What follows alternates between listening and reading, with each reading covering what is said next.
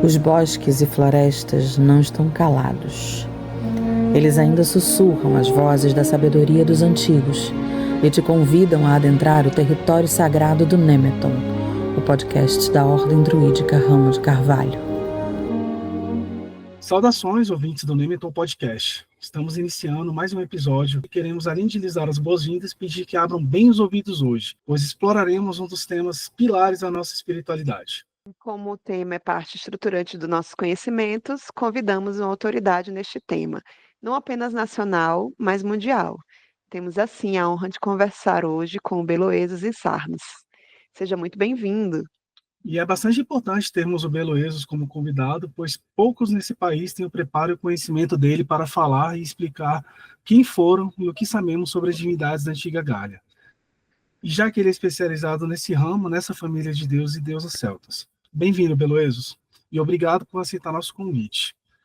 Para a gente começar, você poderia contar um pouquinho de há quanto tempo você tem caminhado no druidismo? Boa noite, Atanoclérica e Bledogaros. Antes de tudo, muito obrigado pelo convite e parabéns pela iniciativa de fazerem esse podcast, reunindo temas que interessam a toda a comunidade que se dedica às tradições oriundas das culturas e da espiritualidade dos celtas.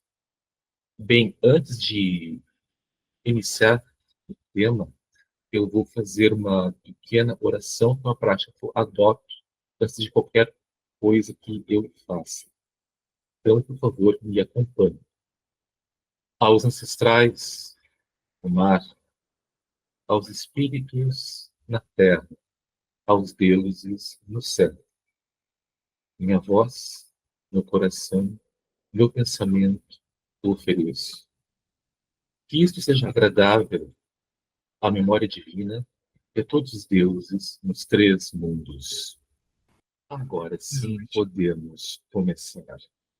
Então, mantendo outra tradição, procurem Beloessos no Google. Vocês encontrarão, provavelmente, apenas dois Beloessos. Um é um cara que viveu uns 700 anos antes era comum. O outro é que sou eu. E provavelmente todas as menções da primeira página serão a esta pessoa que vos falo. Então, há quanto tempo eu estou no caminho do druidismo?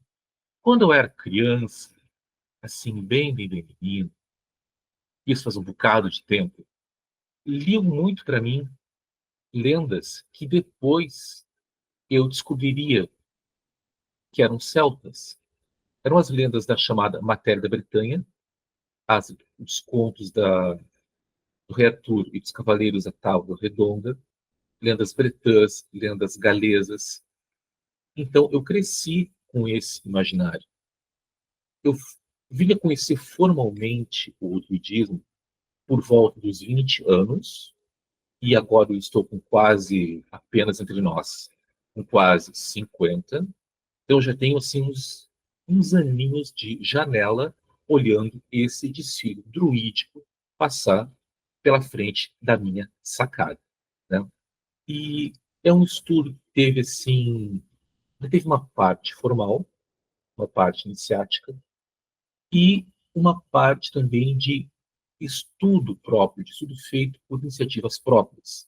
Nesse sentido, eu agradeço muito as palavras que me dirigiram, só que a autoridade não apenas nacional, mas mundial, gente, isso é um pouco forte, é muita honra para uma pobre marquesa.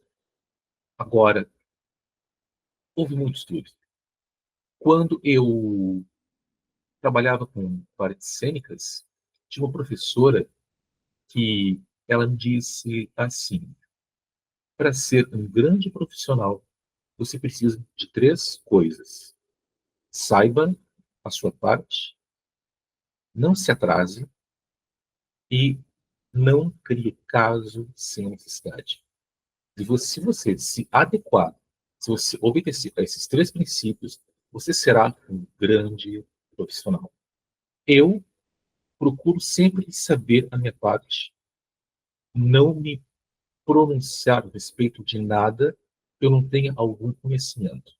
E quando eu erro, tenho certeza, eu erro com a mais absoluta boa-fé, acreditando que está correto.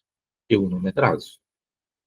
Eu cumpro os meus compromissos. E, sobretudo, eu não crio caso desnecessário. Ainda que a posição de outra pessoa reflita uma crença que não é minha, uma crença que pode ser frontalmente contrária à minha, eu não vou criar caso com isso. Eu escolhi não criar caso desnecessariamente.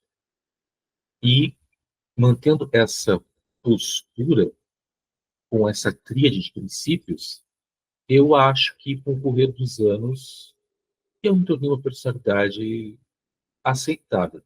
Mas, nacional e mundial, é muita honra para uma mera pobre marquesa.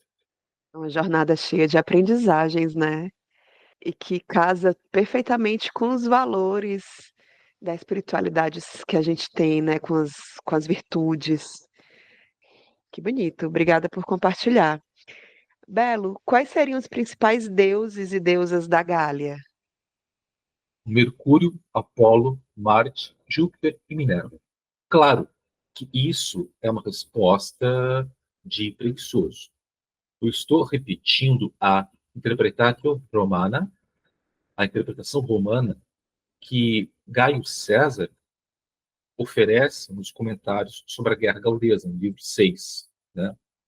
César ele dá nomes romanos às divindades gaulesas que certamente não seriam iguais passo a passo, ponto a ponto, às divindades romanas, mas teriam alguma sobreposição em algumas das suas atribuições, algumas das suas funções. A especulação é que os deuses gauleses atrás desses sons romanos seriam para Mercúrios, Lugos, para Apolo, Belemos, para Marte, Tutatis, para Júpiter, Taranos, para Minerva, Brigindo. Entretanto, se você olhar bem, se você olhar com cuidado, é muito interessante que a divindade Mercúrio Lugos, ou Lugos Mercúrio, esteja em primeiro lugar, e não Marte Tutatis ou Tutatis Marte, considerando o caráter perigoso dos celtas, que é tão bem conhecido, tão bem marcado em toda a literatura da antiguidade. Por quê? Porque quem deu essa informação, somente pode ter vindo de alguém realmente, de uma fonte gaulesa, nativa, realmente conhecedora da mitologia e do culto, possivelmente um druida ou alguém próximo disso. Essa disposição dos deuses, ela reflete um quadro social em que as funções do deus Mercúrio, Lugos, que César apresenta como sendo o sucesso em disputas jurídicas e em questões comerciais, ele estaria essas funções, esses valores, na frente da sociedade, tomando dianteira, inclusive, sobre o deus da guerra, Marte Tutatis, e o governante do céu, Júpiter Taranos, Júpiter. Ao passo que, em outras regiões da Gália, provavelmente esse seria um quadro na região sul, mais próxima do mundo mediterrâneo, ao passo que no norte, talvez o quadro fosse totalmente diferente. Porque os estudiosos duvidam que houvesse um panteão gaulês unificado na totalidade. Cada tribo teria o seu quadro de deidades tutelares relacionadas às suas atividades principais, relacionadas à sua localização geográfica, relacionadas à sua ancestralidade e relacionadas às suas aspirações coletivas ao seu ethos, ao conjunto de seus costumes. E isso necessariamente teria variações de localidade a localidade. Independentemente dessas variações locais, poderia haver entre aspas, panteão druídico. Porque apenas os druidas teriam a possibilidade, com o movimento unificado e centralizado, de ter um panteão único, um panteão pensado, como poderia dizer, teologicamente. Olha só, eu anotei aqui o professor Thomas Arnold, isso no livro de The Religious History of Celts, em começo do século XX. Ele diz assim, ó, ele estima que 270 deuses são mencionados uma única vez nas inscrições. 24 deuses são mencionados 2 vezes nas inscrições. 11 deuses são mencionados 3 vezes nas inscrições. 10 deuses são mencionados 4 vezes nas inscrições. 3 deuses são mencionados 5 vezes nas inscrições. 2 deuses são mencionados apenas 7 vezes nas inscrições.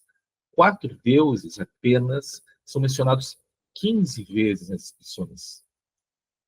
Uma única deidade é mencionada 19 vezes nas inscrições gaulesas sobreviventes. E esse é o deus Granos, ligado ao Sol. E uma única deidade é mencionada 39 vezes nas inscrições gaulesas sobreviventes. E esse é Belenos, provavelmente o Apolo gaulês, um deus da profecia e da cura. De modo que, olha só, 270 deuses são mencionados apenas uma vez nas inscrições. É possível que uma divindade tivesse nomes diferentes conforme a localidade. Isso acontecia entre os povos eleitos. Uma mesma divindade receber epítetos diferentes em diferentes localidades e o seu culto ser um pouco diferente em cada uma das localidades. É possível, e é até bastante provável, que algo semelhante ocorresse entre as tribos gaulesas. Realmente, uma variedade muito grande, né? A resposta nunca é simples. Eu ia comentar que nessa questão de falta de simplicidade, ainda tem um complicador, né? Que é a escassez de informações, né? O que nos traz aí para a próxima pergunta, que já andando aí esses 2 milênios e pouco para frente, para o druidismo moderno, né? Para os praticantes do druidismo moderno, como seria prestar culto para essas divindades que não têm tantas informações assim, né? E que tudo que a gente sabe estão em interpretações em achados arqueológicos e os relatos de povos que acabaram sendo inimigos dos celtas, né, como os romanos por meio de Júlio César, que você citou aí agora. Então, como é que seria, tipo, cultuar os deuses gauleses nos dias de hoje? Olha só, essa é uma pergunta cuja resposta, para variar, tem várias camadas. Se você se ativer ao roteiro, ao script do culto, considerando a variedade que eu acabei de apontar em relação à questão que foi anteriormente formulada, é pouco provável que houvesse uma prática cultural unificada, que houvesse assim uma espécie de Book of Common Prayer dos antigos gauleses. O culto ele teria também variações locais, de acordo com a realidade, com as tradições de cada tribo e com as realidades materiais de cada tribo. Agora, dito isso, veja bem, onde é que os deuses existem? Onde é que os deuses existem? Os deuses, eles existem no mundo. O mundo, embora não seja mais o mesmo, ele continua a existir. Nós continuamos a nos relacionar a ele de uma forma ou de outra. Então, nós temos que procurar uma forma nova de relação com o mundo, com os deuses que, de algum modo, estão neste mundo. Nós temos que aprender a como lidar com eles novamente. E o fato é que, se você abstrai a intenção de encontrar, de escavar em algum lugar uma pedra com discriminando frase a frase, como deve ser o culto, se você afasta essa necessidade, você pode procurar os princípios gerais, litúrgicos, que informam a maioria das práticas cultuais realizadas pela humanidade. Ocorre que o ser humano é uma criatura teleológica. Nós não fazemos coisas para nada. Nós fazemos coisas com vista a uma finalidade. Então, se a finalidade é estabelecer uma relação, de algum modo, com uma divindade que se chama culto, como eu vou fazer isso? Toda atividade começa e tem um fim. Então, a atividade cultural vai ter uma abertura e vai ter um encerramento.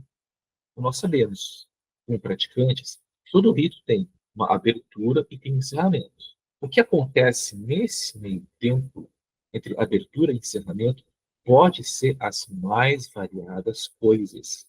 Aquilo que está lá bem no meio pode ser uma oração de agradecimento, pode ser uma petição de algum benefício, pode ser uma consagração de algum item, pode ser um pedido de que os poderes invocados realizem algum tipo de, vamos falar com clareza, de vingança ou maldição contra um alvo que está trazendo prejuízo ao ritualista. Então, aquilo que se quer é um meio que se encontra entre a abertura e entre o fim do ritual. Entre a abertura e o meio do ritual, você vai ter a preparação do espaço, você vai ter a sua própria preparação, a consagração do espaço, a sua própria consagração. Feito isso, preparado o espaço, preparado você mesmo como ritualista, você vai passar ao verdadeiro cerne do rito, que é aquilo que você quer realizar. Feita essa parte, você vai começar uma parte de o quê? De agradecimento aos poderes invocados, reconhecimento e agradecimento aos poderes invocados e o fechamento. Agora, como você fará isso? Como você fará isso? É algo que terá de estar imbuído da mitologia e de todas as informações relativas àquela divindade e ao quadro cultural que esse rito se insere.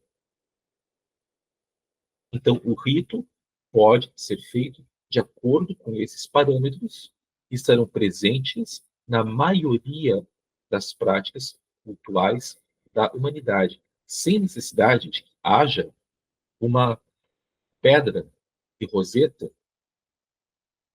dando frase a frase como se desenrola um rito. Você precisa estudar e conhecer, de um lado, os princípios gerais das práticas litúrgicas e, de outro, o que for possível sobre a mitologia dos poderes invocados. E isso, no caso dos deuses gauleses, será obtido por meio de uma revelação das próprias divindades ou por meio do estudo comparativo das mitologias célticas, do estudo comparativo alargando o espectro das mitologias indo-europeias. É possível fazer. É trabalhoso? É trabalhoso. E é muito, pelo menos para mim, é muito prazeroso e eu me sinto muito recompensado fazendo isso. Acaba que é uma devoção também, né? Um retorno à presença divina em nossas vidas, essas interpretações, as traduções que você faz, todo o material que hoje a gente tem de estudo muito é devido à sua dedicação, e isso é honra e A, agradecimento eternos, né? a canocleta, É, eu costumo dizer que isso é como você pegar claro, com todo respeito aos nossos irmãos vegetais, mas é como você pegar o facão e sair limpando o mato que cresceu em cima do caminho, sabe? É abrir a trilha sei. novamente. Abrir aquele caminho que foi abandonado, para que você possa caminhar nele, assim, com segurança, conhecendo os marcos que estão ao longo dele. É isso que esse esforço continuado de buscá-los por outros meios permite. Veja bem, ah, hoje nós vivemos numa realidade material que, em certos aspectos, nós podemos dizer, felizmente, é muito diversa daquela que os antigos povos célticos conheceram. Eles viveram um mundo muito mais brutal que o nosso, que não é bolinho, mas por que eu estou dizendo isso?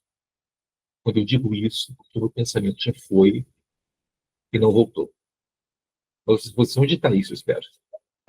Pegar todo esse caminho que, né, abrir essa nova jornada, esse novo caminho também, trazer novas interpretações Ah, também com sim, sim, sim. Sim, lembrei. o nossos Já dias de lembrei. hoje, que como você. Eu ia dizer Pronto. o seguinte, vou retomar. Você deve, assim, considerar que a nossa realidade material hoje, eu diria que, felizmente, ela é muito diversa daquela que os antigos povos célticos conheceram. Nós temos hoje coisas que são para nós muito próximas e muito queridas, nós temos até relações afetivas com elas, que eles não conheciam. Eu sou um grande apreciador de café. Eu consumo muito café, mas muito mesmo. Então, por que eu não posso dividir isso que para mim é algo tão importante com uma deidade no começo da manhã? Por que eu não posso fazer uma libação, um café fresco, recém-passado, café cheiroso, um cardamomo, um canela? Por que eu não posso dividir com essa deidade que me ilumina todas as manhãs algo que para mim é tão fundamental no começo do meu dia? Por quê? Porque os celtas antigos não conheciam café? Eu acho que não tem fundamento. Hoje nós temos café e ele é uma parte, como eu já disse, muito importante da minha vida. Café para mim é vida. Eu não vejo por que não introduzi-lo como uma oferenda durante uma prática ritualística. A minha realidade hoje é outra. Ah, e Sim, deixa eu contar pode uma, contar. uma questão, assim, uma coisa que é bem pessoal. Até os meus 20 e alguns anos, eu já tinha começado a me familiarizar, assim, inicialmente com o budismo. Eu tinha uma coisa um pouco helênica, não helênica de um modo geral, mas de uma vertente específica, de ter os deuses como imutáveis, como inalteráveis, como não sujeitos a variações emocionais ou de humor. Então, depois de uma discussão assim teológica com colegas de estudo, em que eu coloquei isso de um modo assim muito forte, muito decisivo, eu fui dormir e eu sonhei, eu estava numa loja de produtos assim muito tecnológicos, uma loja muito moderna, e eu estava andando pela loja, olhando aquela traquitanda toda, e cheguei a um canto no fundo da loja e tinha uma estante de madeira que era completamente destoante de absolutamente todo o resto. E para piorar, ela estava meio afastada da parede. Eu fiquei intrigado com aquilo e fui olhar de perto. Cheguei ali naquele vão atrás da estante de madeira e tinha uma porta na parede atrás daquela estante. Uma porta de madeira também, bem velha. Eu abri a porta. Eu abri a porta e a loja desapareceu, assim como a maçaneta desapareceu da minha mão. Eu estava numa paisagem que eu já conhecia. Era um dia muito, muito quente, um sol limpo. Ouvia cigarras ao longe. Eu estava no meio de uma paisagem cheia de ruínas, de diferentes prédios, de casas, havia colunas. E eu conhecia aquele lugar. Eu já tinha estado ali algumas vezes. Aquele lugar era Pompeia. Pompeia. Não era a Pompeia do passado, era a Pompeia de hoje, o estado que ela se encontra agora. E eu fiquei andando por ali, olhando, e encontrei um lugar que oferecia um pouco de abrigo, um pouco de sombra, e havia um banco nesse quarto demolido pela metade, um banco de pedra junto à parede. Eu me sentei ali e tinha um jornal. Eu peguei o jornal, comecei a ler.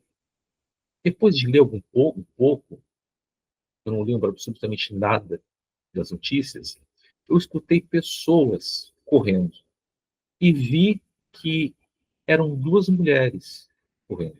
Uma delas tinha cabelo escuro, era um pouco assim, como é que eu posso dizer, era mais corpulenta, de cabelo escuro, era uma mulher muito bonita, e a outra tinha uma aparência mais muito delicada, um cabelo assim claro, era pálida.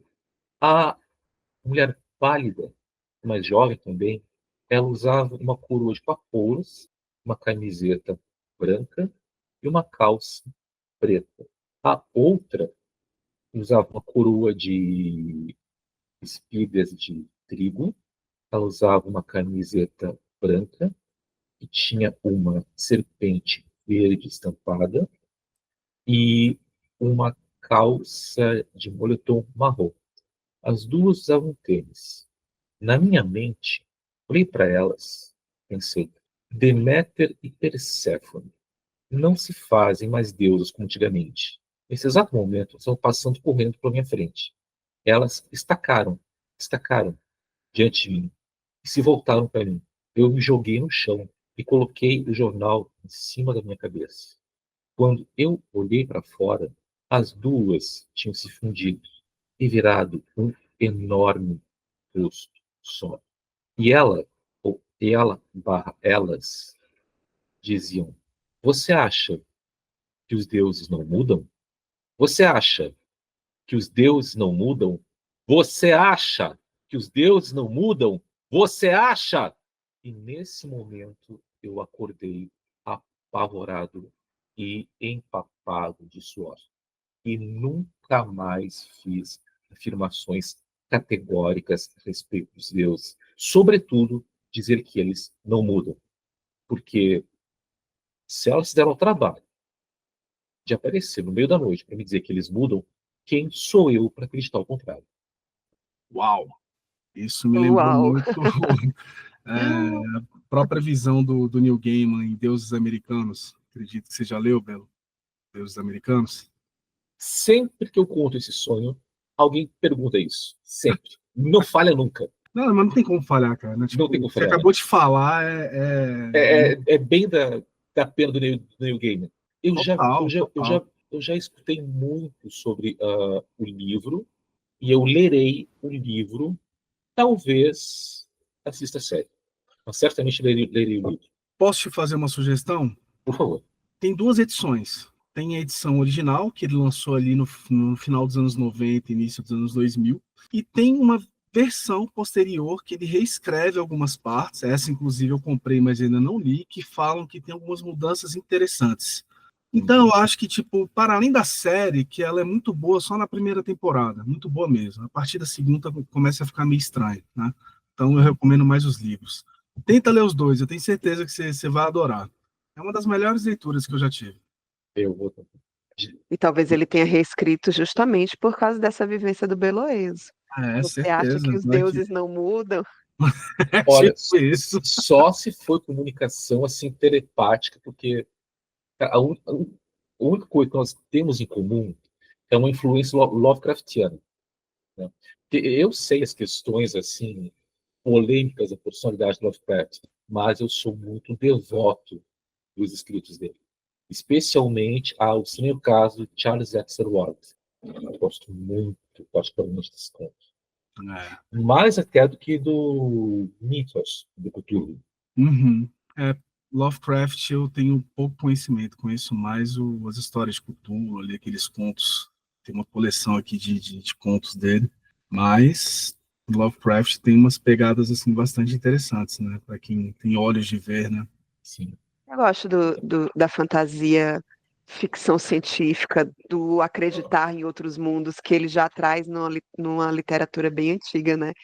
Mas para não fugir muito da nossa conversa e do nosso foco, que são os deuses de Gália, Uhum. você presta, Belo, culto a alguma divindade específica, apenas um ou Olha várias? só, olha só. Isso é uma pergunta bem interessante e relevante. E eu vou fazer um preâmbulo. Ah, a minha atitude geral em relação aos deuses. Vocês sabem o que Conan, o Bárbaro, sabem como se dirigia a Kron? Eu imagino que seja Concluarra, né. Ah, Não. Eu também diria, penso que seja. Olha, em essência, era mais ou menos assim. Kron, eu nunca te peço nada, mas agora eu estou te pedindo isto aqui. Se você quiser me conceder, muito bem. Se você não quiser, então vá se ferrar.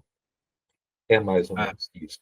Assim, sim. pode parecer assim uma posição herética, mas eu reconheço os deuses e eu lido com eles quando eu tenho necessidade ritual ou mágica de contatá-los, e às vezes fazer uma oferta ou um acordo. Agora, fora isto, eu procuro fazer as coisas pelas minhas próprias forças.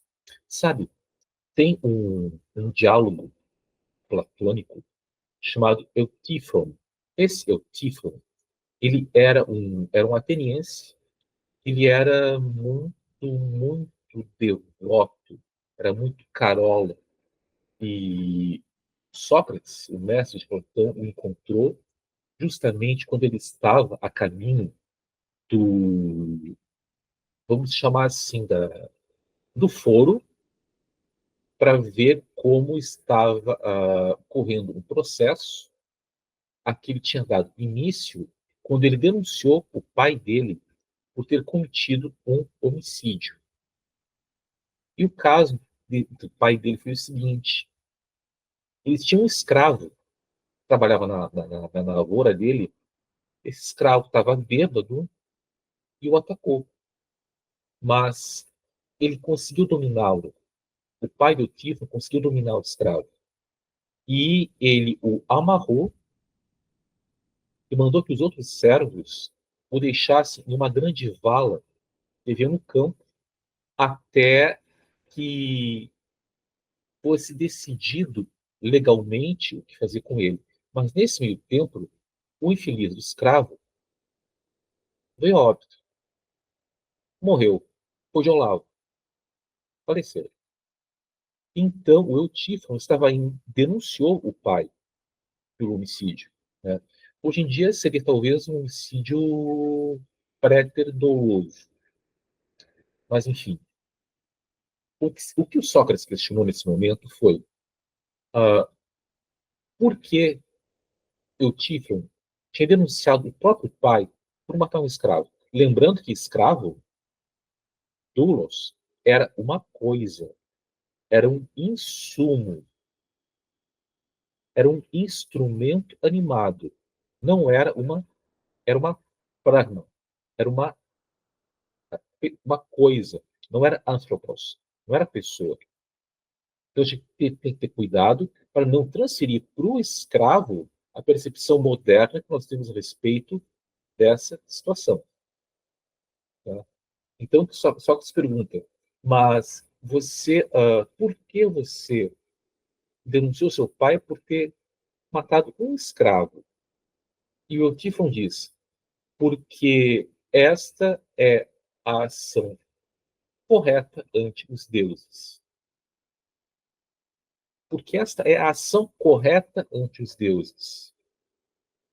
Sócrates, na sequência, pergunta, mas me diga, Eutífon, você acha que uma ação é boa e virtuosa porque os deuses a querem? Ou uma ação é boa ou não? Você acha que uma ação é boa e virtuosa porque os deuses a querem? Ou os deuses querem essa ação porque ela é boa e virtuosa inerentemente? O que Sócrates está perguntando, e o Tifon não quis responder, é se a nossa moralidade, e ampliando a nossa ética, se ela necessita estar alicerçada numa vontade divina. Ou seja, nós temos que fazer as coisas que os deuses querem, ou os deuses querem que nós façamos as coisas, porque essas coisas são inerentemente boas por si mesmas. Eu sou da opinião que ações morais e éticas são boas por si mesmas, independentemente de qualquer vontade ou apoio ou sanção dos deuses. Que há ações que são necessárias para que nós sejamos funcionais como indivíduos e em sociedade, e não apenas isso, mas também como seres que vivem na Terra junto a outros que também precisam respeitar a própria Terra. Então, esse comportamento, esse conjunto de comportamentos, ele não precisa ter o querer dos deuses para ser bom e virtuoso. Ele é bom e virtuoso porque ele é o comportamento inerentemente necessário, porque ele é a coisa certa a fazer, independentemente do que qualquer divindade diga ou deixe de dizer. E como a minha principal preocupação em relação aos deuses se liga a essas questões de ética, então o meu comércio com os deuses ele fica um pouco mais leve, um pouco mais limitado. Eu não preciso me apoiar nos deuses para fazer a maioria das coisas, para tomar as minhas decisões. Mas, dito isso, eu tenho uma divindade gauresa, que é a minha favorita. Tenho outras que também são muito queridas. A minha favorita, a minha top one é aquele que eu já mencionei, é Belenos. Eu considero o meu padroeiro. Por quê? Porque Belenos me assistiu em uma cama de hospital durante a única internação da minha vida até o momento.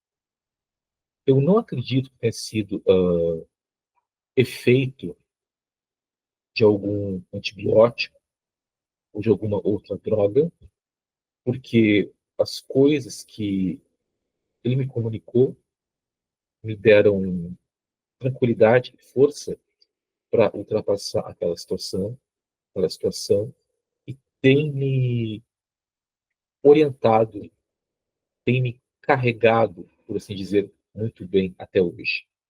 Além de Belenos, divindade da cura, divindade da profecia, divindade das artes divinatórias, o Deus que dá a iluminação.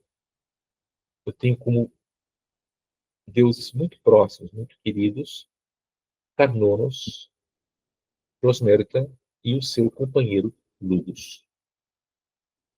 Eu falei que nenhuma resposta é simples. Não, Nenhuma nunca é. resposta simples. E eu Não é. gostei de Quernonos. Quernonos me acompanha desde a da infância. Tive algumas experiências com ele também, foi bem profunda. E já queria deixar registrado que a gente devia fazer um outro episódio falando só sobre filosofia com Beloesos. Boa, Filosofia e espiritualidade. Eu acho que boa, seria fantástico. boa pedida, com certeza. Gente, e essa questão de se a ética de... Minha garganta não estava essas coisas. Essa questão de se a ética depende da vontade divina ou se ela só tem um valor próprio, um valor inerente, independente do querer dos deuses, é algo que é uma questão muito séria e cuja resposta, seja para um lado, seja para o outro, tem consequências bastante graves, né? Graves no sentido de ser bastante significativas. E profundas. Não, é aquela coisa. Se você faz, para colocar em termos bem simples, se você faz o bem só porque é vontade divina, cara, como dizem os memes, você não é uma boa pessoa, você é um dog amestrado. Também penso desse jeito. É adestramento mesmo. Adestramento. Se você age corretamente, se você faz o que é certo, apenas na esperança de uma recompensa futura, ou para evitar uma punição futura, você não é uma pessoa ética, você não é necessariamente uma pessoa boa. Você é uma pessoa que calcula. Então, eu acho essa uma questão bem relevante que eu gostaria que houvesse uma coragem para ela ser enfrentada coletivamente. E é por causa dessa promessa de um céu e de um inferno que a religião é algo que aprisiona, né? E aí, entre outros debates. Eu digo assim, para quem compra essa história, né, porque, na verdade, se a religião e o direito, a religião, o direito e o ensino, eles são os três grandes vetores do controle social. É nesses três, é através desses três institutos que nós aprendemos as regras e que nós somos ensinados a respeitar os limites. E a religião é o mais, eu diria, o mais imponderável de todos, que nos coloca sob o jugo daquilo que é muitas vezes invisível, impalpável, incomprovável e depende de uma convicção íntima que é gerada ao longo de muitos e muitos anos de inculcação, inculcação doutrinária. Ou seja, sempre houve um viés em tudo. Perfeito. Estava aqui olhando e conjecturando acerca dessa questão do tamanho da Gália, né? A Gália ele pegava o território da França e da Bélgica, né? Talvez pegando até ali Um pouquinho da uma Alemanha, parte da Alemanha, se eu não me engano, Suíça, Suíça também. Então a Gália pegava quase que chegando até quase o meio da Europa Ocidental, certo? Então é um território muito grande. Você acredita que poderia ter uma relação direta entre as divindades gaulesas e as outras divindades que estavam nas outras regiões célticas, por exemplo, na Península Ibérica, nas ilhas, né, no que hoje são Irlanda e o Reino Unido? Por exemplo, a questão de Lug com Lugus. Eu sei que tem gente olha que acha meio só. estranho, né? Mas eu não sei. Não é estranho. Tem uma inscrição já do período romano, que ela é de Osama, a antiga Uxama, na Espanha, em que um homem, como era? Gaio, não, Lúcio Licínio, alguma coisa com C, eu acho, dedica, não, oferece à guilda, à corporação dos sapateiros, algo consagrado aos lugoves. O que é lugoves? Lugoves, ou na pronúncia antiga, lugoes, é o plural de lugos. Então, este Licínios, Ele está oferecendo, entregando como doação à guilda dos sapateiros algo consagrado não a Lugos, mas aos Lugos.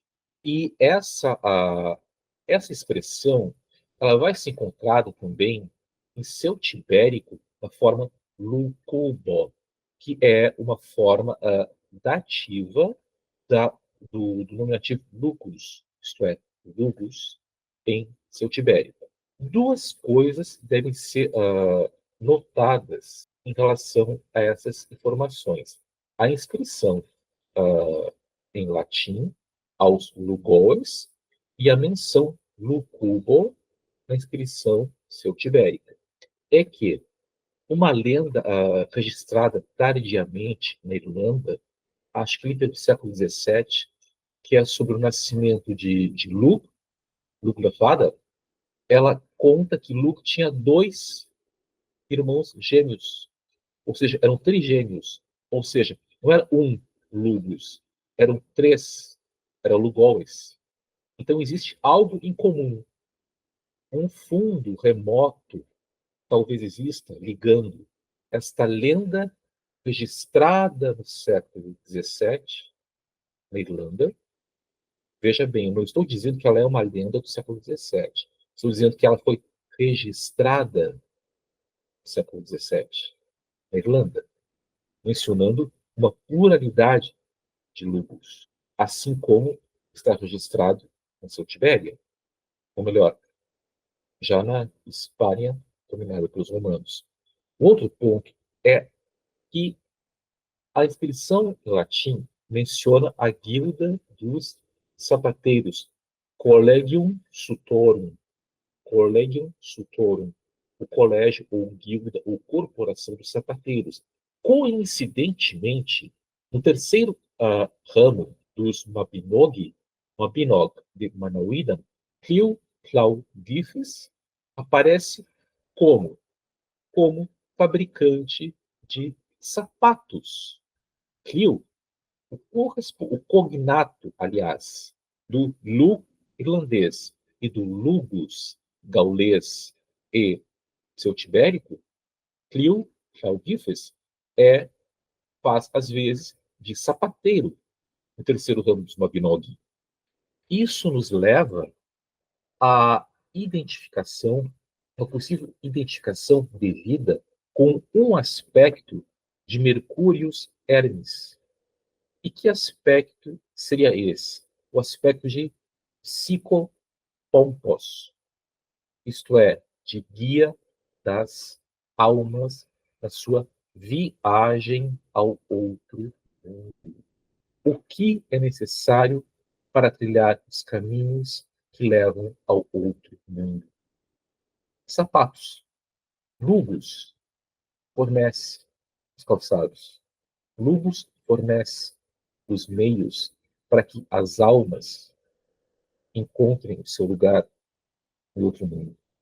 Lugos pode ser um psicopompo, assim como era o Hermes helênico e o seu correspondente egípcio, Jehuti, Tot.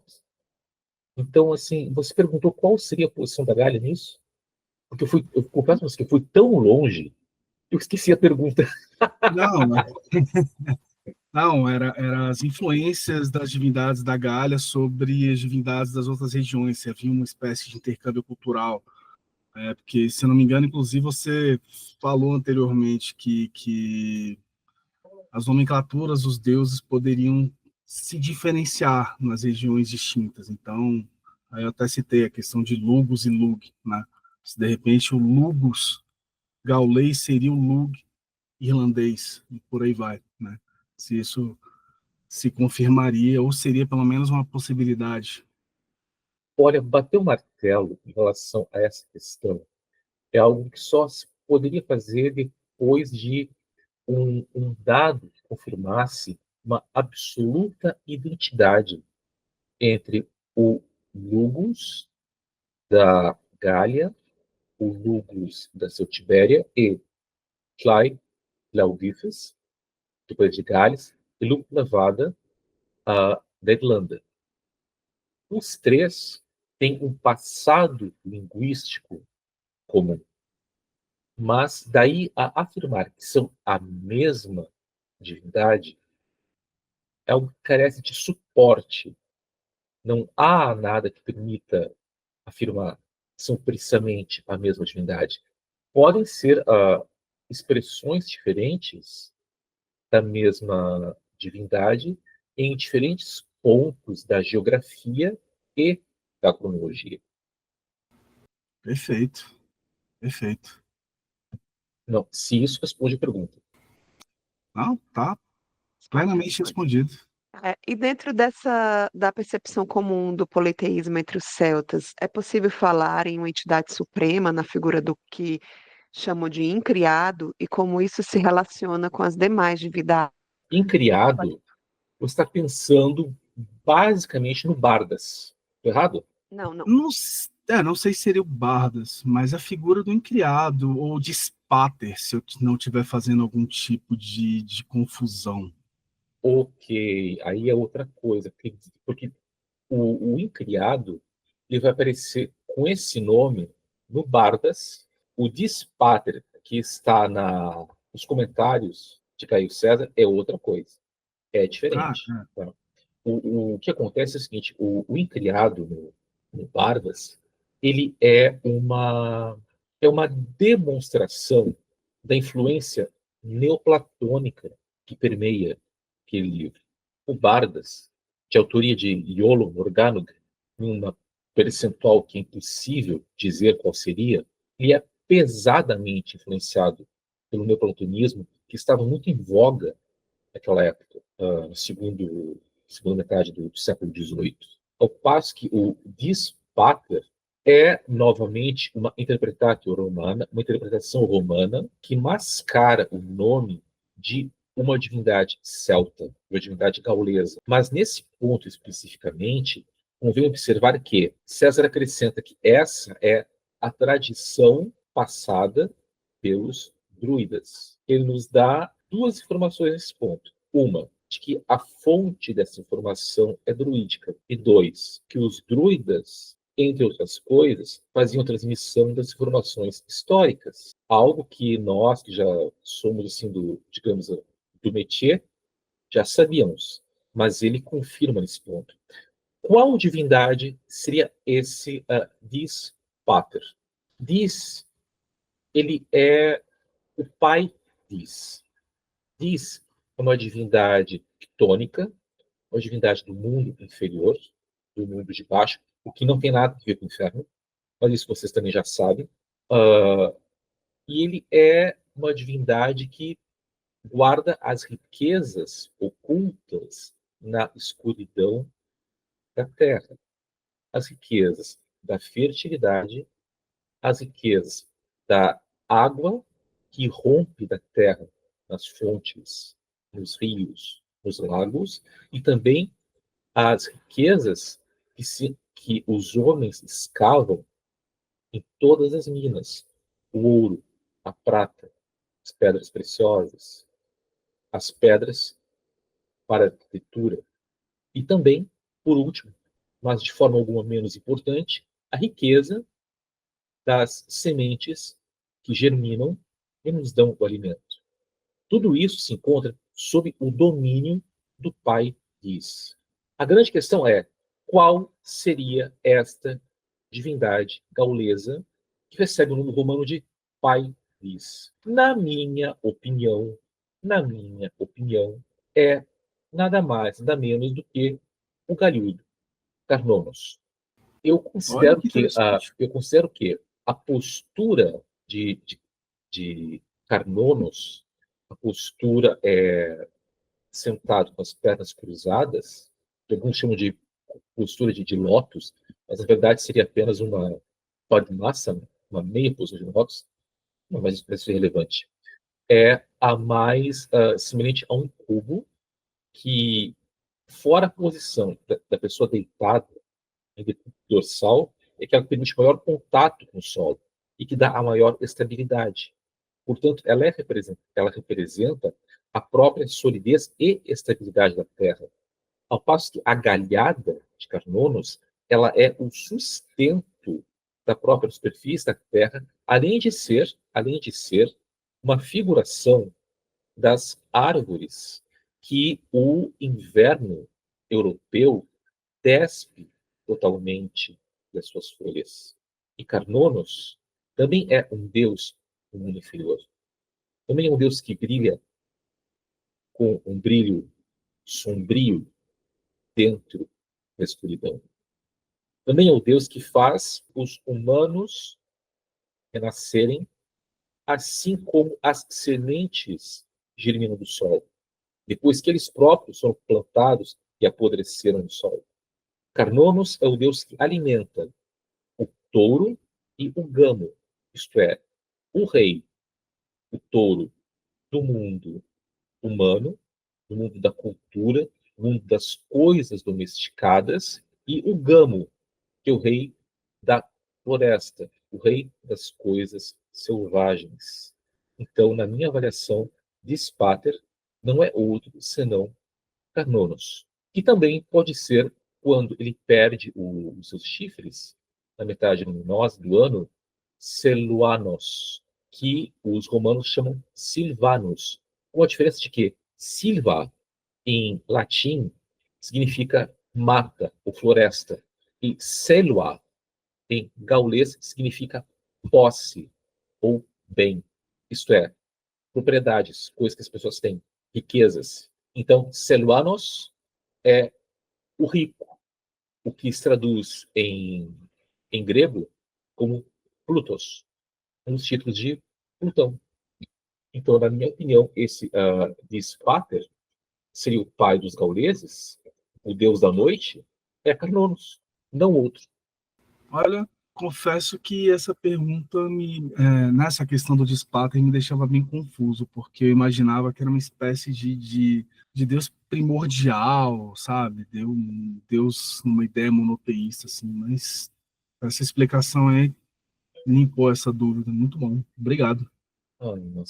Mas pode ser que eu esteja redondamente equivocado. Como eu já disse, eu não faço mais afirmações categóricas sobre os deuses. É. Você teve até uma mensagem bem direta com relação a isso, né? Então, O nome é Epifania, meio e é epifania. temível. Bom, seguindo, vamos passar para uma outra pergunta que eu acredito que esteja de alguma forma relacionada à anterior, né? Que eu acho que é uma questão comum a muitas mitologias, né? A muitos sistemas de credo, né? De crenças, seja elas monoteístas ou politeístas, né? Que é a ideia de uma criação, né? De um mito criador, fundador do mundo. Você saberia de alguma possibilidade dos gauleses terem tido algo que possa ter sido passado para frente, ter chegado até a gente de alguma forma sobre isso? Os gauleses têm um mito criador? Tiveram, né? É difícil dizer, porque nós temos duas, talvez três camadas que foram apagadas. Eu ia dizer três camadas de apagamento, mas seriam, na verdade, três camadas negativas. A primeira delas se deve aos próprios druidas. Como vocês certamente já sabem, eles se recusavam a permitir que as tradições que eram objeto do seu ensino fossem confiadas à escrita. O segundo apagamento foi a humanização. Vejam, esta identificação, esse pare que se fazia entre divindades romanas, divindades gaulesas, provavelmente não foi algo casual, não foi algo fruto de uma devoção popular. O mais provável é que tenha sido uma iniciativa dos próprios romanos a fim de algum modo, diminuir a influência dos próprios druidas. Porque, diferentemente dos sacerdotes no contexto romano e no contexto grego, os druidas tinham um notável poder político, que era um detrimento aos interesses romanos. Na medida em que os deuses romanos são apresentados com os deuses gauleses a reboque, por exemplo, Mercúrios, Mocus, Mars, que é Marte, Mars, Alator, Júpiter, Taranucnos. O que isso representa? Isso representa que esses deuses serão reverenciados, serão cultuados conforme o rito romano, por sacerdotes formados dentro da tradição romana e não pelos druidas. Outra coisa que aconteceu foi que vocês também sabem que os druidas eram carregados, entre outras coisas, do ensino e de fazer, digamos assim, arbitragem jurídica, coisas que o Estado não se ocupava. A partir do momento em que o domínio romano se instalou, tanto o ensino quanto o direito também saíram das mãos dos druidas e passaram a ser realizados por outros agentes. Então, a romanização trouxe essa outra camada, essa outra força, esse outro ímpeto de apagamento, uma possibilidade de conhecer esse mito das origens, esse mito da criação. E o terceiro, por fim, foi a cristianização, que certamente teria apagado esse mito caso ele tivesse sobrevivido, assim como ocorreu na Irlanda. Olha, nos últimos mais de 20 anos, eu vi dezenas de tentativas de reconstituição desses mitos. Algumas mais críveis do que outras, algumas bastante razoáveis e outras apenas um exercício de loucura, né? Coisa assim sem base, sem uma base mitológica coerente, ou misturando assim sem um senso crítico deidades de culturas célticas completamente diferentes e afastadas. Agora, se esse mito poderia ocorrer e como ele seria, é possível que sim. Se os gauleses tinham uma noção, uma tradição transmitida pelos druidas, de que eram descendentes dos deuses da noite, então deveria haver alguma narrativa anterior a essa origem dos humanos, o deus da noite.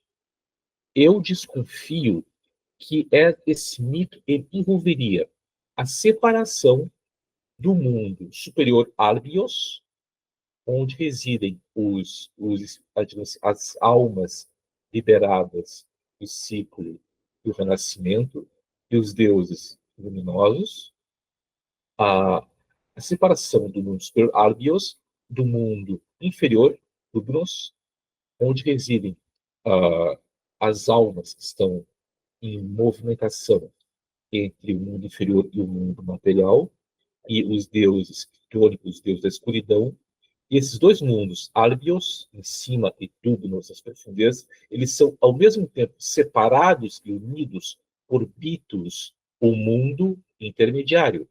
E o agente dessa união, em Bitos, é nenhum outro senão a árvore cósmica, Prenon Vitatos, a árvore da vida. A árvore que é o Axis Mundi. Essa árvore, ao mesmo tempo que separa o mundo de cima do mundo de baixo e permite que o mundo do meio exista, ao mesmo tempo que ela os separa, ela serve como uma ponte que faz a comunicação entre o alto e o baixo.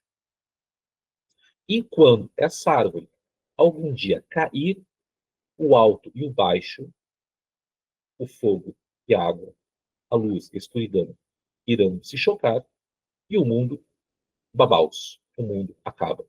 Até um novo começo, porque tudo é cíclico. Certo. E, Belô, existe uma ligação do deus Belenos com o Sol, dado que ele foi sincretizado pelos romanos com o deus Apolo? Eu já vi algumas informações conflitantes sobre isso. Pode esclarecer? Olha só, há uma érvora, meu Deus do céu. Érvora. Vocês já ouviram falar em érvora? Eu não. Claro que não, Também não. eu acabei de inventar essa palavra. Érvora é uma mistura de erva com É. árvore. Sei lá. Que coisa Criou uma lamentável. neologia Que coisa agora, né? lamentável. Pô, na Memeton também é muita cultura. Não, não. Acabamos de ver a Há criação do novo uma termo. erva chamada, em espanhol, belenho. Belenho.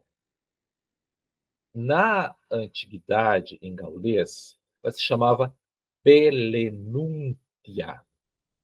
Belenuntia. E essa mesma erva, em grego, é chamada hiera botanae. Significa erva sagrada.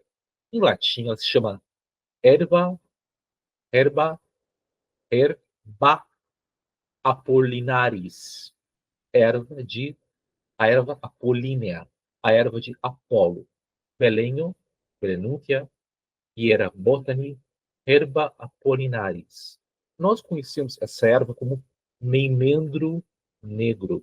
Essa é árvore, uma erva presente nos cultos antigos como indutora de transes e visões.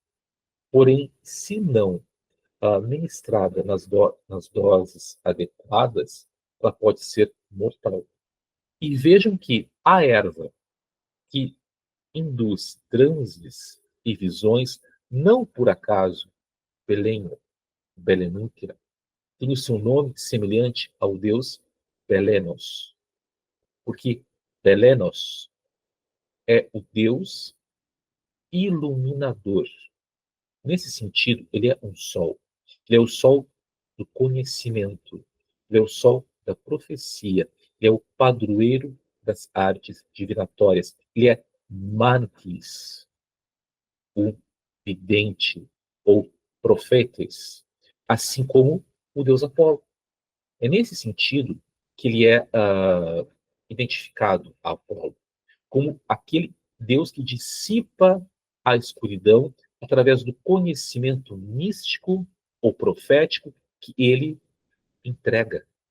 Um outro aspecto é que, assim como Apolo, Beleno, ele é iatros, ele é médico, ele é curador. Então, novamente, nesse sentido, como iatros e como mantis, é que ele se identifica com Apolo, e é como iluminador, como dissipador da ignorância espiritual, que ele tem uma relação simbólica com o Sol. Um último dado, a gematria, ou isopsefia, ou a soma dos valores numéricos dos caracteres do Belenos, escrito em grego, é 365. A soma dos caracteres no Abraxas, ou Abrasax, escrito em letras gregas, também é 365. Belenos é o sol da iluminação. É o Deus que concede a gnosis, conhecimento. Belenos é um sol espiritual. Faz sentido a relação com Apolo. É porque parte dessa polêmica foi numa fala de uma pessoa, né, tipo, com muita certeza de que não haviam deuses masculinos entre os celtas com ligação com o sol. Né? Tipo, declaração muito ousada, né? A palavra para sol em gaulês é sonos, que é gramaticalmente masculina, ou saueris, que também é gramaticalmente masculina. Porém, em irlandês, a palavra para sol, grian, é feminina. Quem disse isso estava com os olhos focados na tradição apenas irlandesa. E extrapolando para o todo celtas, o que é um fato linguístico irlandês, linguístico mitológico, aliás. É uma peculiaridade da Irlanda. Mesmo com valor? e a simbologia do olho dele e tal, seu sol escaldante. Eu não falei seres mitológicos. Eu disse a palavra. Me refiro aos Tá. Só a substantivos. semântica, né? Entendi. Exatamente. Tá, perfeito, perfeito. Bom, esclarecido esse ponto. Belo, qual bibliografia ou sites de consulta você poderia indicar para os nossos ouvintes que estão querendo começar a estudar o druidismo? E aproveitando também, a gente sabe que você tem presença nas redes. Quais seriam as suas redes sociais para eles seguirem você e irem pegando aí parte do conhecimento que você compartilha com todo mundo? Gente, redes sociais, me joga no Google, que é mais fácil. Lá tem o meu Instagram. Eu não sou muito de redes sociais. Eu tenho o Instagram, @Veloessos, e tenho o Facebook, porque ainda, porque sim, que também é Veloessos. Eu tenho os Threads, que eu não uso para nada, mas está lá, que também é Veloessos. Eu tenho o Blue Sky, que chama, né? Que também é Veloessos. Eu tenho o que mais? Eu tenho o meu site, que é o belodunum.wordpress.com. Tem o Nemeton Beleni, que eu tentei apagar e já não consegui. Vou conversar com o Press mais tarde a esse respeito. E é basicamente isso. Tá de bom tamanho, né? Em relação a dicas, você quer dicas de? Dicas de sites, livros, o que você achar Bom, interessante. livros, amores da minha vida. Primeiro de tudo, O Chão da Brasa para o Nosso Assado, O Bosque dos Druidas, do Conselho Brasileiro de Druidismo e Reconstrucionismo Céltico, que o volume 1 dele saiu neste ano? Não, em 23, e o volume 2 está previsto para 25. Fora isto, eu tenho, meus Deus, eu tenho uma pletora de livros aqui para iniciantes. Tem um aqui que é muito antigo, gente, está quase desmanchando, pobrezinho, que é, para quem nunca viu nada, que é bem básico, Uma Luz sobre Avalon, Celtas e Druidas, de Maria Nazaré Alvim de Barros, da editora Mercúrio, que é muito antigo, gente. Eu tenho uma edição aqui, que é de 94. 94. Tem os druidas, os deuses celtas com forma de animais, do Darboado de Benville. Essa é uma edição da Madras. Eu posso dizer a vocês que o livro em francês, a data tem aqui, 2005, que o livro em francês é muito bom. Essa tradução aqui, tem uns poréns em relação a ela. Depois tem Robert Ambelen, As Tradições Celtas, a teoria druídica da evolução, suas relações com a ciência moderna e a filosofia, a doutrina iniciática do Ocidente, da editora Objetiva. Eu tenho aqui no exemplar de 93, especificamente 14 de 12 de 93, meu Deus. Vamos lá para os estrangeiros. Les Druides, des Philosophes, Les Barbares, do arqueólogo Jean-Louis Bruno, Os Druidas Filósofos entre os Bárbaros, ele é maravilhoso. Também do Jean-Louis Bruno tem Les Gaulois, os gauleses, a minha edição é de 2010, assim como o anterior também é de 2010, e de 2015 eu tenho Les Celtes, Histoire et Dictionnaire, les origines de la romanisation et au christianisme, do Francis Lacruita, que é de 2000, o meu de 2015. Tem aqui Como os Irlandeses Salvaram a Civilização.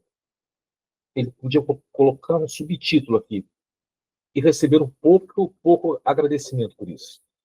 O autor é Thomas Ferrell, a editora é a Objetiva, aliás, que é muito bom para quem se interessa principalmente por Irlanda. Como os Irlandeses Salvaram a Civilização, de Thomas Ferrell. Exploring the World of the Druids, da Miranda Green, editora Thames Hudson. O The Origins of the Irish, também da Thames Hudson. The Origins of the Irish, por J.P. Mallory. e uma antiguidade enorme que eu tenho aqui, que é de 1900, um livro maravilhoso, de 1914, ele é lindo. Chama-se Mitologia Generale e ele é enorme. E tem um artigo muito extenso, surpreendentemente bom e ainda grandemente utilizável sobre mitologia céltica. Então, são essas recomendações de livros. Sites. Vocês querem sites? Se você tiver para indicar, com certeza. Dictionary of Irish Language, que é um dicionário do irlandesa, principalmente antigo, medieval e pega o período moderno inicial. Depois é Celtic Culture Online, que é um grande repositório de literatura irlandesa. Depois podem procurar, eu recomendaria, nossa, gente, são tantos websites bons sobre politeísmo britônico, Dunbritton, escreve-se Dunbrython, Dunbritton. Mas são muitos bons, vou fazer justiça, esquecendo vários deles que não me ocorrem no momento. Mas não desespera, porque tem muita coisa boa lá. Tenho certeza que sim. Só que você já passou aí, já vai dar uma boa bibliografia para a galera que está querendo começar. Se quiser, depois eu posso mandar por escrito. Seria Nossa, perfeito, que a gente colocava na descrição. Ok, depois eu digito e mando para vocês. E também tem um meu aqui, ó. Antologia Gálica. Sinobrica, Entarfaca Review, Poetry and Prose, por Beloes e Steve Hansen. Isso aqui é um livrinho bilíngue de textos em gaulês antigo, que eu escrevi. E o Steve Hansen, que é um companheiro de crime, ele é australiano, ele traduziu em gaulês moderno, que é como se fosse uma conlang. O que ele fez? Ele pegou uma iniciativa muito interessante. Ele pegou o acervo de conhecimento hoje existente sobre a língua gaulesa antiga e aplicou sobre esse acervo todas as mutações que ocorreram nas línguas célticas ao longo da história. Com isso, ele conseguiu uma versão modernizada da língua gaulesa antiga. Eu posso dizer a vocês que é uma coisa assim, mirabolante, é mágica. Eu gosto muito de trabalhar com essa conlang. E recentemente eu descobri assim completamente surpreso que tem um rapaz francês, é um músico, poliinstrumentista, muito talentoso, é o @wagalo, @wagalo, no Instagram e no TikTok. E ele faz throat singing, e usa vários instrumentos. O estilo dele, acho que ele se chama de world music. World music. E ele encontrou esse livrinho aqui, Antologia Gálica, e ele usou os textos em gaulês antigo como letras das canções dele. E ficou uma coisa assim interessantíssima. Eu confesso que eu fiquei comovido de ver esses textos numa língua de 22 séculos atrás, pelo menos, serem usados como algo realmente vivo. Inclusive, eu entrei no TikTok única e exclusivamente para dar os meus parabéns para esse rapaz e dizer o quanto eu tinha gostado do trabalho dele. Recomendo. @wagalo. O Agalo, né? Sim. Vou procurar, porque acho que, não sei se vocês já viram, mas tem alguns pesquisadores que têm, né, gravado frases e falas de idiomas de povos assim que já, né, já estão meio que, entre aspas, Sim. desaparecidos. Acho que deve ser... Egípcio, sumério, hitita, protocéltico, aramaico, Uhum. etc. Exatamente. E é uma coisa bem louca se escutar, tipo, a fonética deles, né, a forma como os idiomas eram falados. Sim, Tem um bom trabalho assim é aquilo que chamam em inglês de informed guessing. informed guessing, uma adivinhação informada. Assim, em egípcio, que é uma língua que egípcio antigo, uma língua que eu adoraria ser capaz de falar. O grande problema é que o sistema vocálico é muito difícil de reconstruir. Ao contrário do último estágio egípcio, que é o cópita, que, adotando uma escrita derivada do grego, ele registrava as vogais, né? Então, a pronúncia é conhecida. E a reconstituição da pronúncia do egípcio antigo geralmente é feita com base no cópita, ou ele simplesmente, é o que os arqueólogos fazem, colocam uma vogal E no meio das consoantes para conseguir pronunciar. Por exemplo, a palavra para Deus, a pronúncia arqueológica padrão é Netcher. O mais provável é que a pronúncia fosse a partir do cópita, a partir do cópita, que a pronúncia fosse Nutir, não Netcher. Então, algumas línguas é especialmente desafiador fazer uma reconstituição delas. Mas sempre é interessante ouvir. Com certeza. Pô, você pega, por exemplo, o gaélico, né, o irlandês, o que sobreviveu e ainda é falado, né, por pouca gente hoje em dia, já é uma coisa muito Cara, e o pior de incrível, né? tudo, em relação ao irlandês, é que você passa 2, 3 anos estudando irlandês, aí você vai para Irlanda e se embrenha na Gaeltacht, a região que ainda fala irlandês, aí você chega lá e os caras falam outro dialeto que não é o que você estudou. Muito bom, né? Tipo, imagina o desespero, né? Caraca. A indignação. A indignação, exatamente. Né? É tipo Cara, isso. Ainda um ponto dialeto, você errou a região. tem uns 4 dialetos principais. Além de ser uma língua falada por um punhado de pessoas, ainda tem dialetos. Isso eu Agora, realmente não sabia, que tinha dialetos, assim, né? Que é sim, pra agora eu vou dizer para vocês. Irlandês antigo eu consigo traduzir, mas falar aquilo, meus Deus, às vezes cara, uma renca de consoantes, uma atrás da outra. E o sistema verbal, o que é o sistema verbal do irlandês antigo? É formas prototônicas, formas deuterotônicas, formas relativas. Beleza do céu. É uma coisa que foi feita, cara, por um monge, e daqueles monges, sabe, que fazem autoflagelação. É complexo, paralelo, é complexo. Nossa, bastante. Tipo, veio uma imagem mental disso, eu só lembrei. Você assistiu Game of Thrones, Belo? Ali eu acho que viu. A cena da Rainha Cersei, quando ela é Sim. Eu a assisti caminhada da um vergonha. episódio de Game of Thrones. Pois Isso é. porque um amigo me amarrou na cadeira e disse assim, tu vai assistir, não é possível que não tenha assistido nenhum. Eu, tá, beleza, bota aí. Não gostou. Quer dizer, é outra coisa que estou devendo para cultura pop e tal. Gente, eu sou muito desatualizado nessas coisas. Então, vocês têm noção, eu ainda estou esperando a parte 2 de telefone. A música da Gaga com. Exatamente. Olha, Exatamente. Eu sou do bando dos iludidos. mas segundo Eu teorias das acreditei. conspirações da internet da vida, já já sai, né? E dessa vez com propriedade. Já já quando? Estarei vivo. Ainda terei audição. Então é Gente, isso. Eu quero agradecer ao Bedogaros, ao Beloesos pela presença e pela sua contribuição tão rica ao nosso druidismo, ao druidismo brasileiro e internacional também. Ai, gente, não fala assim que eu fico. Eu sou uma mas é pessoa verdade, tímida. né? É verdade?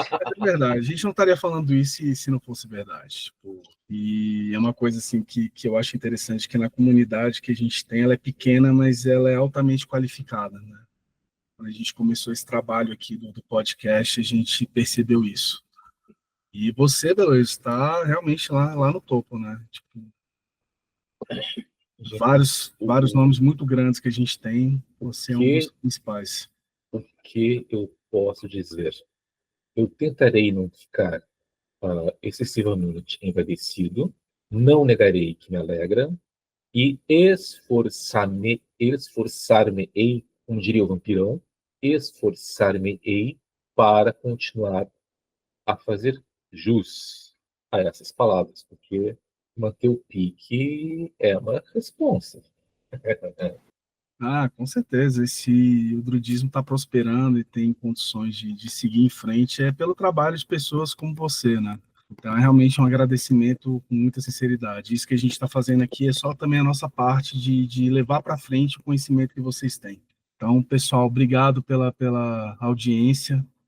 A gente vai se despedindo. Com certeza teremos o Beloesos novamente. Já está o convite aí, não apenas para o outro que está programado, mas para um outro episódio mais filosófico aí que a Tanocler Opa, sugeriu. me chama que eu venho.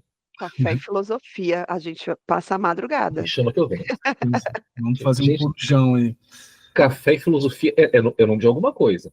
É nome de alguma coisa. Tem, É tem nome de coisa da TV Cultura. Deve ser. Provavelmente é sobre um Não, programa. ele já tem café e CL. Aliás, recomendo. Com certeza. Vou fazer o Café e Cultura do Druidismo. É isso aí, pessoal. Para os nossos ouvintes, a gente continua aí nas principais plataformas de streaming e a gente se vê no próximo episódio, na semana que vem. Tchau, gente. Bom dia, boa tarde, boa noite a todos. Tchau, pessoal. Bênçãos berenos a todos. Obrigada pela sua presença. Que a sabedoria ancestral esteja sempre com você. Nos encontraremos novamente em nossa próxima viagem pelas florestas do Nemeton Podcast, uma produção da Ordem Druídica Ramo de Carvalho.